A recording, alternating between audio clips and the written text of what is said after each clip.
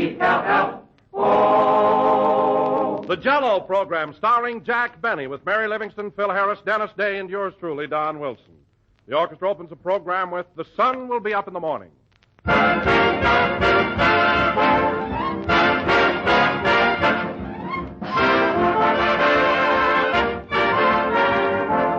Today, ladies and gentlemen, the word Jell-O means more than it ever did before. Today, it not only stands for Jell-O, America's favorite gelatin dessert, it also means Jell-O puddings, those three swell, ready-prepared puddings that have now been added to the popular Jell-O family. Both Jell-O and Jell-O puddings are unsurpassed for rich, tempting flavor. Both are easy and inexpensive to serve and delightfully good.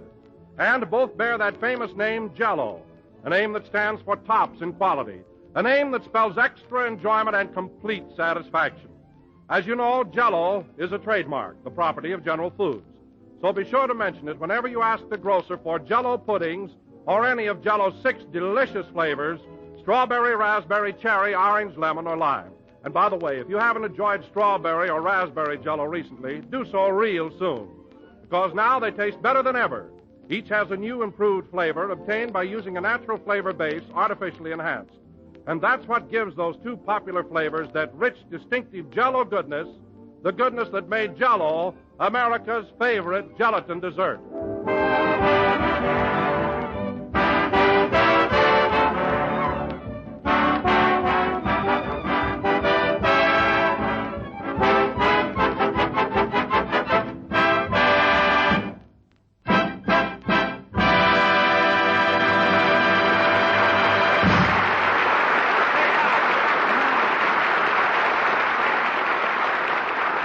That was The Sun Will Be Up in the Morning, played by the orchestra. And now, ladies and gentlemen, this being the hottest week of the year in Southern California, we bring you a man who can hardly stand it in his long underwear, Jack Benny.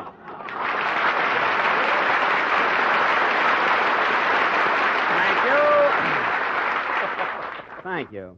It itches. Jello again. This is Jack Benny talking.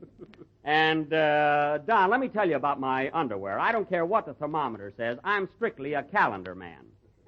When the swallows return to Capistrano, my longies come back to me. But you're right, Don. It has been a terribly hot week. Why, in the valley where I live, it was sweltering. Well, everybody's been complaining about the heat in Beverly Hills, too. Although, when I woke up yesterday morning, there was a little red man with a tail and a pitchfork sitting at the foot of my bed, and he said, "This is nothing, buddy."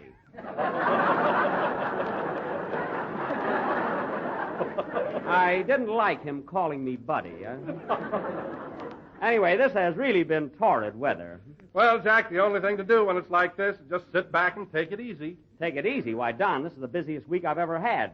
And you know what my schedule was today, don't you? No, what? Well, at 4 o'clock, I did our first Jell-O broadcast. Then I had to rush over and do the Screen Guild program. Then home to dinner. Then back here to do this repeat Jell-O show. And immediately afterwards, I've got to do the second program for the Guild. My goodness. And at 11 o'clock, I've got to MC the opening of that new chili bowl in Tarzana.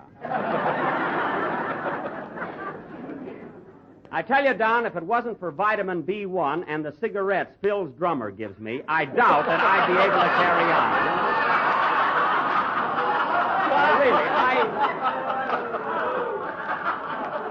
No, really, Don, I'm not kidding, that vitamin B1 sure helps.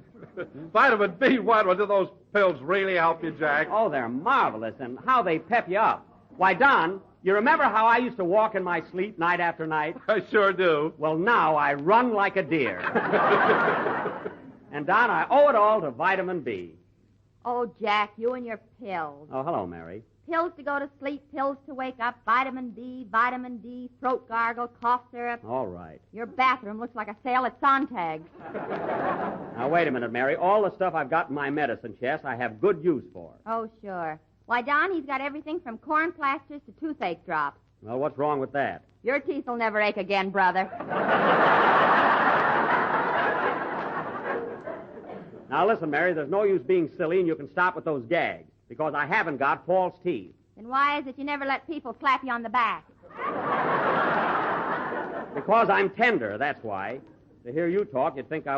Oh, hello, Phil. Hiya, Jackson. Boy, have I got a pip for you. I'll bet. Get a load of this one. I made it up myself.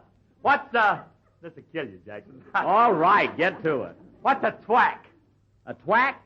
I don't know, Phil. What's a twack? It's something a twain one's on. I'm hotter than the weather tonight, folks.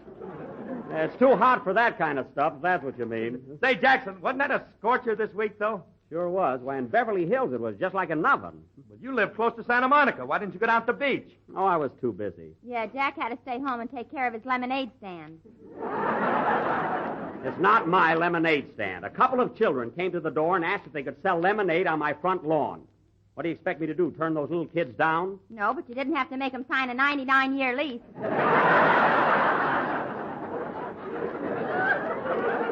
Oh, quiet. Now, Mary, I've got a very tough schedule today with all my broadcasts, so don't annoy me. Oh, that's right, Jackson. I read where you're doing the Screen Guild show today, too. Kind of a tough grind, ain't it? You said it. If it wasn't for vitamin B1. Don't listen to him, Phil. He's got a pill for everything and all kinds of medicine. All right. Jack thinks there's always something the matter with him. Oh, a hypodermiac, eh? Hypodermiac? That's hypochondriac, and I'm nothing of the kind. I just believe in taking precautions. Well, I go to a doctor twice a month for a checkup, whether I feel bad or not. Well, that's the silliest thing I ever heard of. Oh, yeah? Now, take me. I've never been to a doctor in my life. Well, don't go, brother. You've got a shock coming.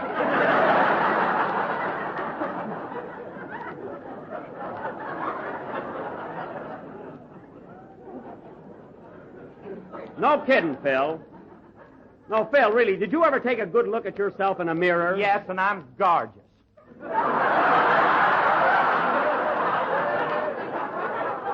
Oh. Well, I should have had my head examined for asking that one. Hey, Jack. What? Here comes anemic on the outside. Oh, yes. Hello, Dennis. How do you feel? I'm fine, thank you. Say, Mr. Benny, have you heard this one that's going around? What's a twack? Oh, you too, eh? All right, Dennis. What's a twack? Mr. Harris won't tell me. Must be risque.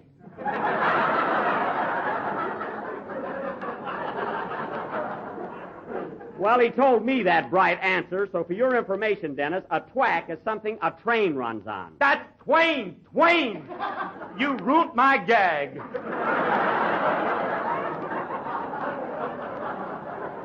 All right, Phil, I ruined it. I'm sorry. Say, Dennis, I meant to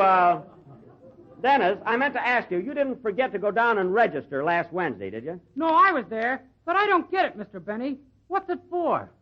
What's it for? Dennis, you signed up for conscription in a national emergency. If you're drafted, you get a year's training, your room and board, and $21 a month. $21 a month? Yes, sir. I'll take it up with my manager. Your manager has nothing to do with this.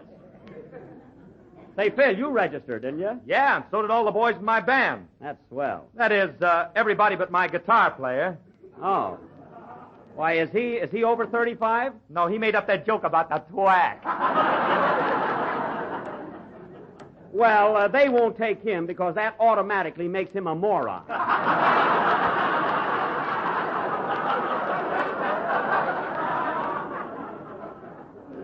Say, Dennis. Yes, please?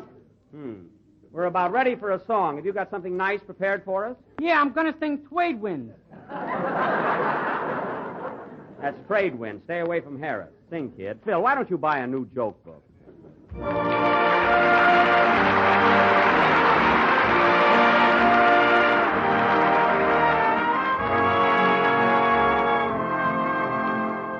Oh, trade winds blowing sweetly from the sea.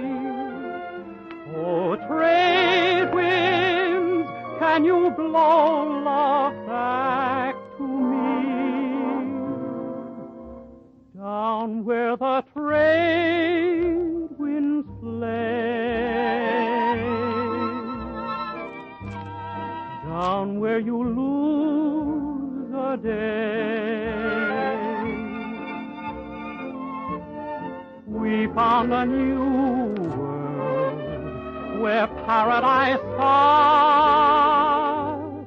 We traded hearts way down where the trade winds play.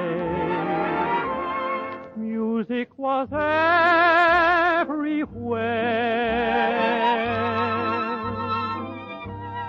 Flowers were in her hair.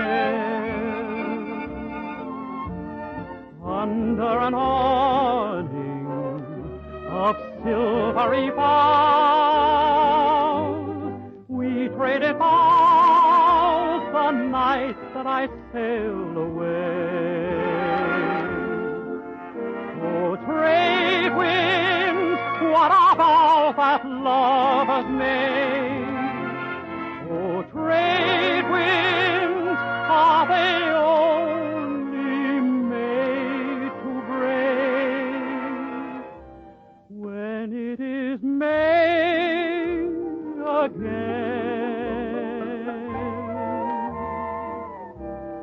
I'll sail away again. Though I'm returning, it won't be the same. She traded her name way down where the trade winds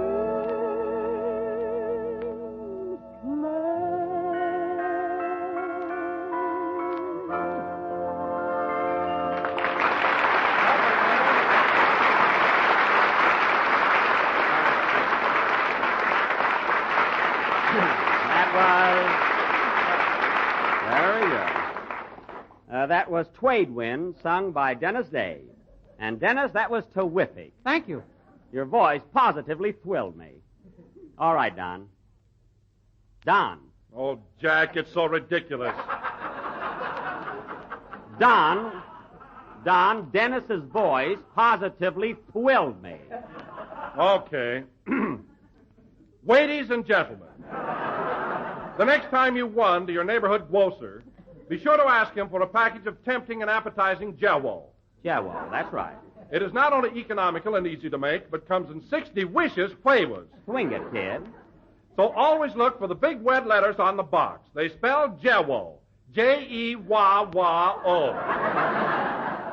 There. Darn you, Jack Benny. Now, Don, that was a real cute idea of mine.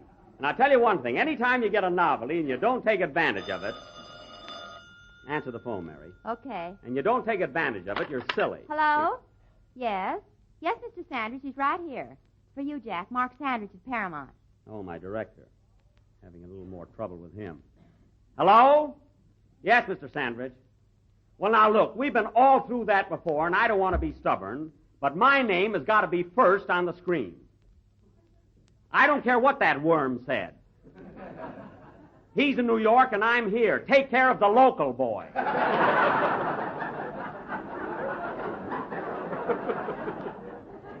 Now, look, Mr. Sanders, that's my ultimatum. So think it over. Goodbye. What's the matter, Jack? Oh, it's that picture I just finished with Fred Allen. Allen wants his name first. Quite a ham, huh? Quite a ham. Don, you don't know what that guy Allen went through to try and be better than I am in the picture. Why, he studied his lines all night long. He hired 4 or 5 extra writers. He took dramatic lessons. Why, he even bribed the cameraman to try and make him look better than me on the screen. And for what? A lot of good it did him. Yeah, if he thinks he's going to steal that picture from Rochester, he's nuts. I'm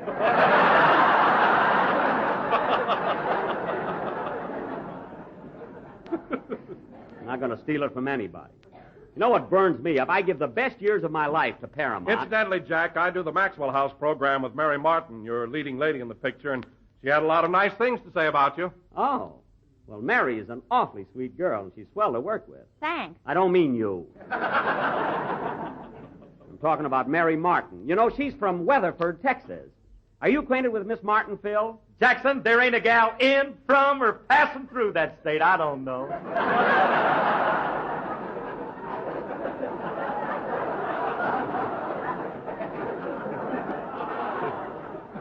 The only one you know is Galveston Gertie.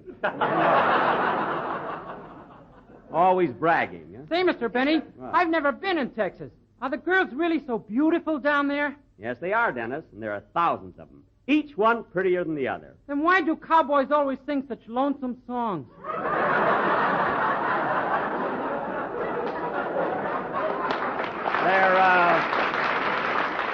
They're trying to fool us, Dennis. They don't want any competition. But getting back to Mary Martin, I really made an impression on that girl. Why, do you know in the picture she sings a chorus of My Heart Belongs to Daddy, and she sings it right to me. See, I love that part where she looks at me and goes, Dad, Dad, Dad, Dad, Dad, Dad, Dad, Dad, Dad, Dad. She hates to say it, huh?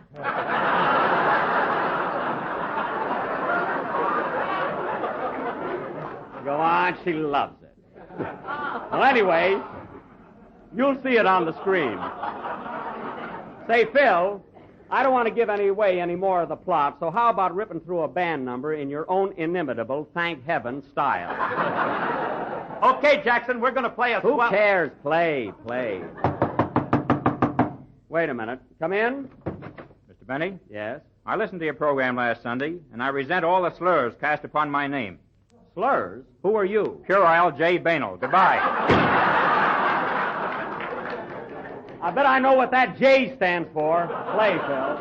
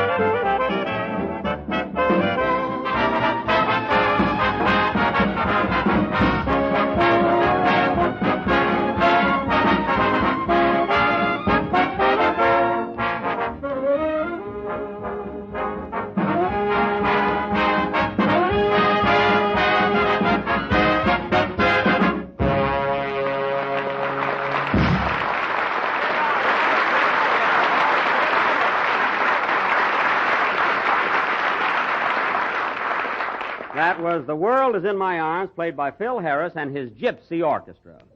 Gypsy meaning, if he calls that an orchestra, it's a gypsy. That's almost as bad as the Twain on the Twack, isn't it, Phil? Bad nothing. That's a Lulu. Oh, fine. How much you want for that gag, Jackson? Oh, Phil, I couldn't sell it. I could. I said sell.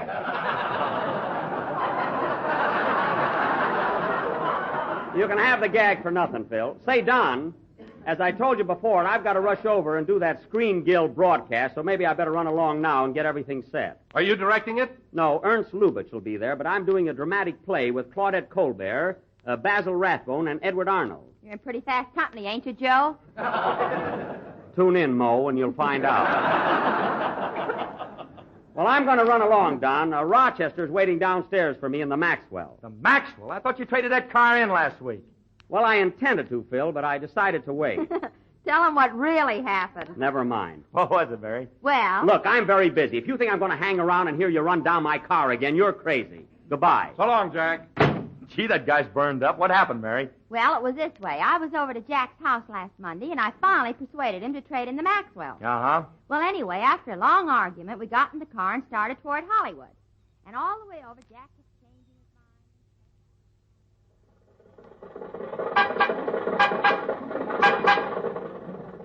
mind. Rochester, take it easy. Okay, boss.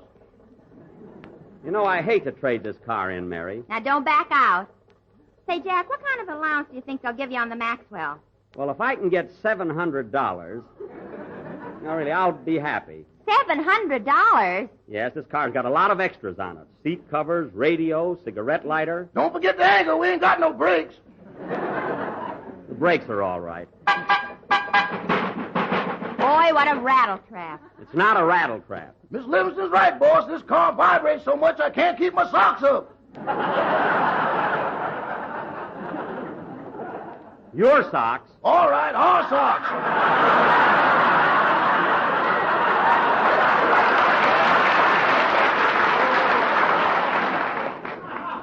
That's more like it, and stay out of them. Say, Jack, What? which one of the new models are you going to look at? Oh, I don't know, Mary. I can't make up my mind whether to get a Rio or a Chandler. A Rio or a Chandler? Yes. Say, Jack, did you read the news? What news? Queen Isabella's that way about Columbus. Now, cut that out. Don't be funny. Why, Jack, they haven't made a Rio or a Chandler in years. They haven't. I told him that till I was black in the face. Well, I'll find a good car. Now, Rochester, turn down here on Hollywood Boulevard. We'll come to Automobile Row. Okay. Uh-oh. Now what? I should have stopped there. Well, you're just lucky that a policeman... Oh, fine. Stop the car, Rochester. I knew this would happen. Is that a policeman coming toward us? It ain't an usher from the Pantages. Now, let me do the talking, Rochester. What can you say without your riders? I'll get by, don't worry. Oh, good morning, officer. Hey, don't you know it's against the law to turn left on a red light? Yes, but... I'm going to give you a nice little ticket. But, officer, I came to Hollywood to trade in my car. This car? Yes. Well, you haven't got a minute to lose. Drive on, buddy. Thanks. Go ahead, Rochester. Wise guy. Got a good mind to go back and tell that cop a thing or two. Now, Rochester, there's the Packard agency over on your left. Well, we can go right by there. Now, wait a minute. Pull into the service entrance. Why, boss, are you thinking about buying a new Packard? I certainly am. There's vitamin D for you. It's not the pills. I just feel like buying a Packard. Stop the car. Come on, Mary. You too, Rochester. I want you to help me pick one out and get a good trade. Okay. Rochester, put that door back on. Quick, quick, before the man comes. Quick, quick, quick! There. Come on, let's go in the showroom. Wow, look at these beautiful new cars. Good morning. Good morning, sir. I'm in the market for a car. Phaeton, Peyton, or Schmayeton?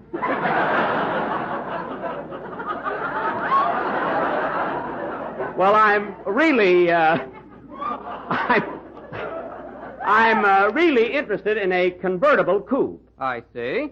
Now, right over here is our 1941 model. It has the automatic top. Oh, yes. You just press a button and the top goes up and down. Well.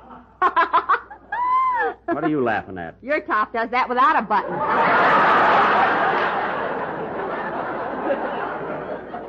Oh, no, it isn't. Now, mister, I'm very much interested in the convertible. That is, if we can get together on a trade. I see.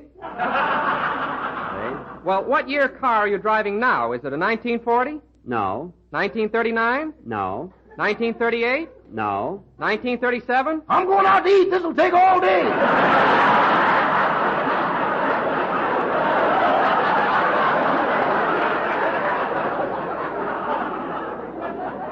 Rochester. As a matter of fact, mister, it's a 1921 Maxwell. I beg your pardon? I said it's a Maxwell. Is that a Swiss movement? No, it's a Maxwell car, and it's in excellent condition. Well, I'll have to have it appraised. Oh, Mr. Vandermeer. Yeah, Mr. Collins? Will you go outside and appraise this gentleman's car? It's a It's a Maxwell. You can't miss it. It says, "Beat me, Daddy, 8 to the bar" on it.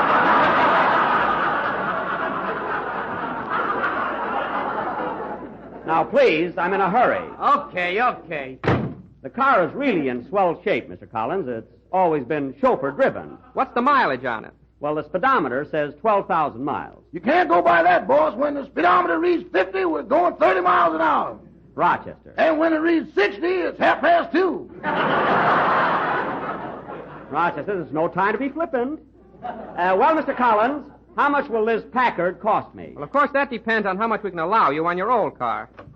Here comes Mr. Vandermeer now. Good. Oh, Mr. Vandermeer, did you look over this gentleman's car? Yes, sir. Well, what do you think? I didn't like it!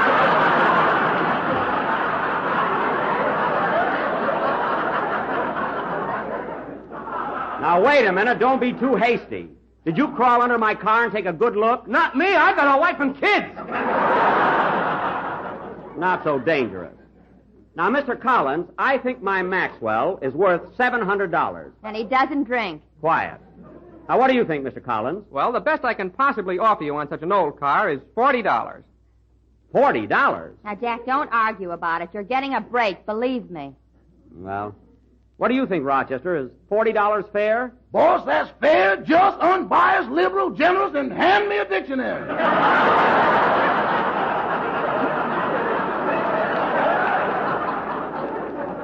Oh, all right. I'll get my checkbook. How much do I owe you, Mr. Collins? Let me see. With all the standard accessories, less your $40 allowance, that comes to $1,450. $1,450, eh? Okay, I'll make out the check. Packard Motor Company, $1,400. Hey, what'll I do with the old Maxwell, Mr. Collins? Nothing you can do. Just take it out and junk it. And 50. Junk it? What did you say about the Maxwell, Mr. Collins? I said we'll have to junk it. Now, wait a minute, Mr. Collins. That car's got a lot of life in it yet. Oh, make out the check, Jack. Mary, he can't take that little old Maxwell out and junk it. Just throw it on a pile of old scrap and metal. Oh, Jack. No, he can't do it. Now, Mr. Benny, I didn't mean for... I don't care what you meant, Mr. Collins. I heard you tell that man to junk my car. Well, I won't stand for it, you hear? I won't stand for it. What are you going to do, boss? We're getting in that Maxwell, Rochester, and we're going home. I'm sorry, Mr. Collins. The deal is off. Come on, Mary. Junk my little Maxwell. Must have been mad to even think of parting with it. Get in the car, Mary. Okay. All right, Rochester, let's go. Yes, boss. Oh, boy, listen to that motor purr. I should have had my head examined for wanting to trade in little Maxie. There goes the tire, boss. Doggone it, that's the third one this week. Trouble, nothing but trouble with this piece of junk. Someday I'm going to trade it in.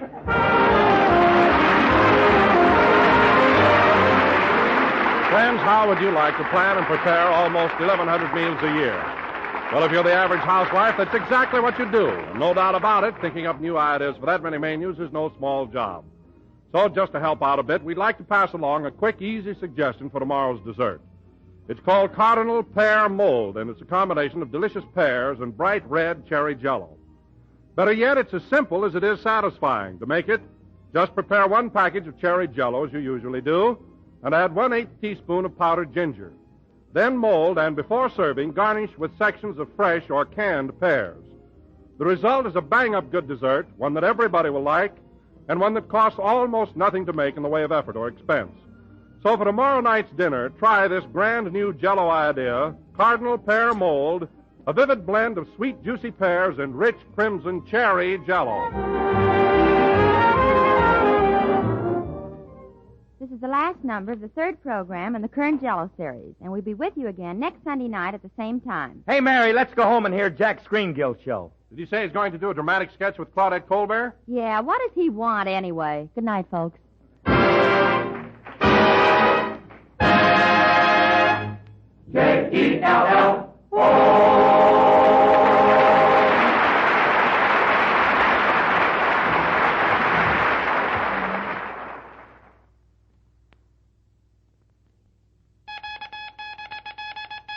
News for thrifty housewives. Log cabin syrup for less money.